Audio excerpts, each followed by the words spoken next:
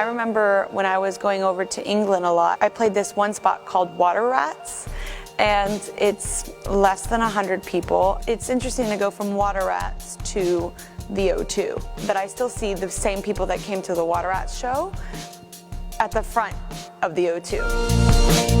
The biggest crowd that I've ever played for personally on a ticketed tour for myself would probably be the last show in Manila for the Prismatic World Tour. Was over 30,000 people. On the last tour, on the California Dreams Tour, we had to resize and change our staging so much because we were playing Hammerstein Ballroom and then we played Madison Square Garden all on the same tour. And we brought different size stages. So that tour went for like 120 shows, and this tour is about 151 shows. So even 3 years later, I'm still going to more places I've never been. Every time I decide to go on tour, I try and go to a new area, somewhere I've never been, because I still feel like there are people to see and play to and that have never seen me, and audiences to win over. So like coming up for our last leg for the Prismatic World Tour, we will go to Machu Picchu as a group. We will go to Cuba, quite possibly, and Chile, and maybe go and visit some of the countryside of Chile. I'd love to go to Turkey. I'd love to go to Israel. Tel Aviv would be an incredible place to play. I've heard so many other people and their experiences playing Tel Aviv and how passionate the fans are there.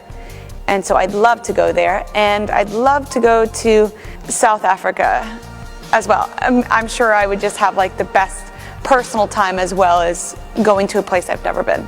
It makes me always feel like I have a lot more to say, and I understand my audience better when I have lived and breathed and eaten their food and seen their monuments and seen the way they communicate and entertain and all those things that they have to offer. So I try and really kind of throw myself in every culture that I go to, and I bring along my whole tour crew.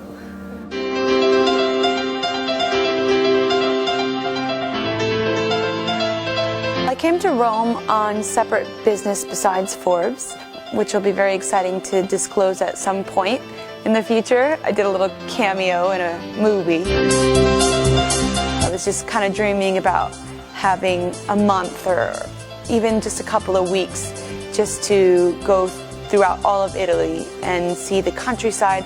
I actually got to visit the countryside the other day, and it just looks so quaint and beautiful and unaffected and still preserved and all about family, and I love that.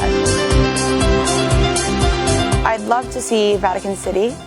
The fact that it has its own kind of set of rules and is a bit mysterious and also very holy, that would be very interesting to me. And the Colosseum, of course. I'd love to see, oh my gosh, I'd love to see the Sistine Chapel here. That would be a highlight, I would say. I love history. If I could go back to school, I would study history. I'd study world history just to like know how people were and how they evolved and where we come from. I feel like when you know about what happened in the past, you can do better for your future. I just love being around all this ancient beauty.